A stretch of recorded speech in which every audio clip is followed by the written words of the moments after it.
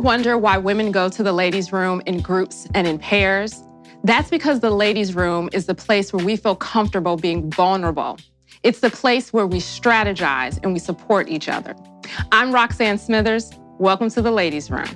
Where do women go for honesty, strategy, guidance, and inspiration? Welcome to the ladies' room.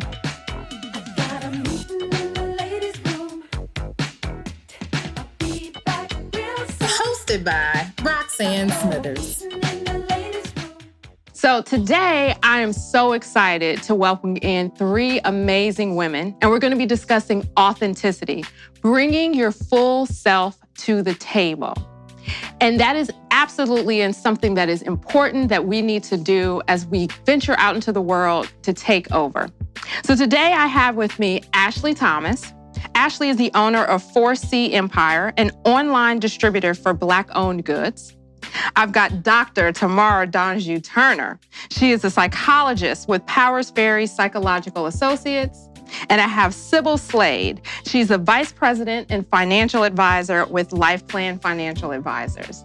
I want to thank you ladies for joining me today. And on this episode, we are lounging in the executive lounge so that we can keep with our ladies' room theme. Thank you all for coming today to join me for this great discussion. How are you all doing? Good. Thank you for having us. So as we've discussed, and the idea of this conversation and this show is that we want to create a place for Black women as business owners and as executives to be honest about our victories, about our challenges, and about our experiences as we navigate this world, right? We are all powerful. We are all doing amazing things in our areas, but we don't always have a place where we can really just kick back, be honest, and have true conversation. So that's what we're going to do today. And with our theme, authenticity, we are definitely going to have an amazing conversation. So I'm looking forward to learning some stuff from you guys because I know you all have wonderful information. So we've been talking a lot about kind of where we are now, okay, in terms of knowing who we are, being comfortable, being open with who we are, sharing who we are. But we weren't always there. We weren't always these wonderfully evolved women who are able to be in this executive lounge sort of talking. So I want to kind of take us back and talk about if there are any moments where it really stuck out with you that you didn't bring yourself to the table, that you sort of dimmed yourself as opposed to kind of coming in as your full, bright selves. Does that happen? I mean, I can think back to being in school and having those moments where your mind is saying, you know, speak up, say something in a situation or taking advantage of an opportunity. I mean, we're here today because I said yes to a opportunity with no idea what was going to kind of come of it, right? So think about that. Were there times where you didn't bring your full self to that table, where you kind of dimmed that light? Do you guys remember any of those moments? I did it. You know, when I did a career transition, 7 years ago to go into my own private practice, I no longer had this big, huge institution's name behind me. So I felt like people were not going to do business with me now that I'm independent and on my own. And so, you know, I always led when I introduced myself. Well, I used to work for, versus telling them who I really was. And so, you know, once I started going to professional development with the Beauregards the world, you know, they want to tell me, you know, how I'm approaching things are so wrong. You know, this is the way we should be doing sales and all those things.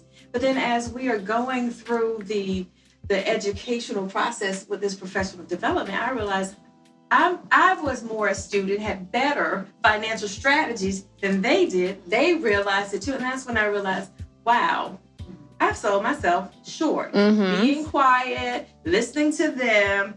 And so, yeah, I won't do that anymore. I mean, but yeah, I've done it. I dimmed my light, but I realized that I should not have.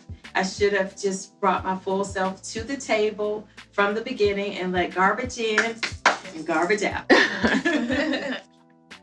Ashleigh, any moments where you felt like you can recall dimming that light? Yes, I feel like that whole career I spoke to her, it was a whole dark, like it was blacked out. And so, after, a little bit, I understood, okay, you got to start speaking up for yourself. If I was the same person today of yesteryear and you put me in that same environment, I would be so outspoken to the point where I would definitely probably be a CEO or VP of the company. But it wasn't meant at that time for me to be there. But the neat part is, I was able to turn that around. I wasn't speaking up when I should have spoken up. I do think I was underpaid. That's something that happens quite often. I'm listening to my male counterparts and they're talking about what they make. And I've been with the company, 10 years longer. And I'm like, wait, what am I missing here? But that's because I never spoke up and said, I need that pay raise. Mm-hmm. I need to get my worth because I have been here for so long. I have all of the experience that you could possibly think of. And people come to me for answers when they have the resources, but they choose to call my phone. Here I am. But did I speak up? No, because I just thought I just need to go and do my job and be done. So yes, I dimmed my light. And once I started working for myself, I realized that the potential of earning is way through the roof. There is no limit. Mm-hmm. Where working for someone else, they're telling you how much you're going to be paid. Mm-hmm. So yeah, I dimmed my light for a very, very, very long time. And they will always underpay you to get their value. So we have to remember that too. Yes. If I had to answer that question, I would say I'm a perfectionist by nature. And I think over time I just had to realize, like, sometimes when you're a perfectionist, you think A plus B equals C, right? Right. And you think that you can control the outcome and predict the outcome if you do these things. And I found over time that, it doesn't guarantee you anything. And so the more that I've let go of the perfectionism, that's when I would have been able to be more authentic. Right. And then realizing like the authenticity brings you something much more valuable than feeling like you have to do things a certain way. Absolutely. I think that is so key, that realizing that you've got to let go of that need to be perfect, right? I think that adds so much stress to us and it can hold us back from trying things because we think that in order to do something new, we have to be perfect at it. And that is one time where I say, you have to admire a Beauregard because they will jump 2 feet first, 3 feet if possible, into opportunities without any guarantee that they know what they're doing. Even though they shouldn't be in those positions, that's a whole other conversation. Right, that's another episode. But there is a certain confidence that, even beyond reason, confidence that sometimes you have to tap into, and you got to kind of tap into your inner Beauregard and be like, I'm going to figure it out on the way. Right? I think really, and you guys may or may not agree, I think a lot of it, the pressure that we put on ourselves around the perfection is a part of that post-traumatic slave disorder, right? Because you got whipped if you didn't do something right. And so as we came along, and though we were not slaves, that whole mindset of mom saying, sit perfectly, don't get your dress dirty, we had just been taught to just keep trying to show up perfect, which goes back to what we were talking about earlier with looking at the social media and trying to measure us.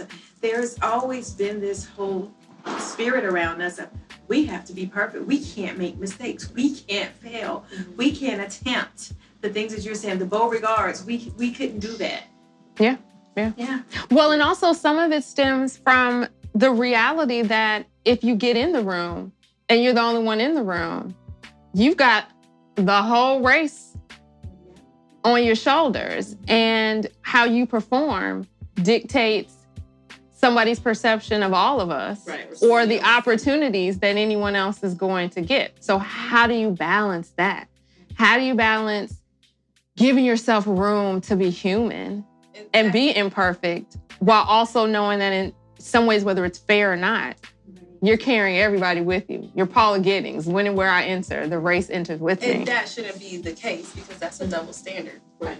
We don't look at them and say, oh, he represents all of them. No, we don't do that. And I don't think we should hold ourselves to that same standard either. We have our own standard and live by that. And that comparison does add extra stress. It does make you dread going into work, or it makes you dread having to have these interactions with each various person. So if you just live life to your fullest and being your best self every day, I don't think that would be holding you back anymore. I don't know. Do you guys agree with that? So I hear what you're saying. And these are those tough conversations that we do need to have. Right. Where we may give grace and not judge others and say, well, Jack is just like Sam and Sally. We give grace, but grace is not given to us. I agree with Roxann. When I come into a room, whoever they have had experience with, they have already pegged me, right? Whether it's positive or negative. And anybody else that comes into the room, if they really, back to my other statement of going under the hood, if they don't go under the hood to get to know me beyond this skin color, whatever perception they have had of a Black person, that is how I'm going to be judged, and that is how anybody else who comes after me is going to be judged. I agree with you. We don't get the same grace. I will say that I think because people are becoming more aware, like the way that you named it, right? I think that people are calling it out now. You know what I mean? And I think that's kind of loosening it up where it doesn't quite have as much power anymore, you know, because it kind of like when you call it out, it takes the pressure off of you. It also makes people in the room know that you need to judge the next person independently too.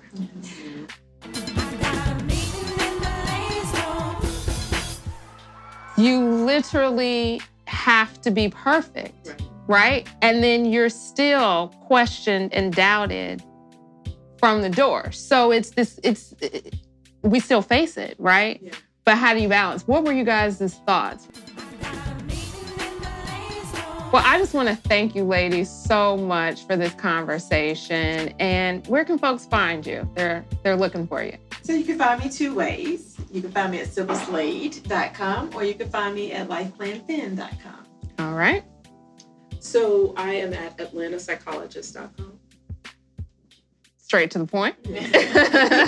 And on all the social media handles for the culture. So it's the number 4, THECULTR, for the culture. So that's Facebook, fortheculture.com, Instagram, Twitter, you name it. Thank you, ladies, so much. And I want to thank everyone for joining us in the ladies' room. You've gotten a little bit of a tidbit in what we do when the ladies hit that room and we strategize together. And we look forward to inviting you back to the ladies' room.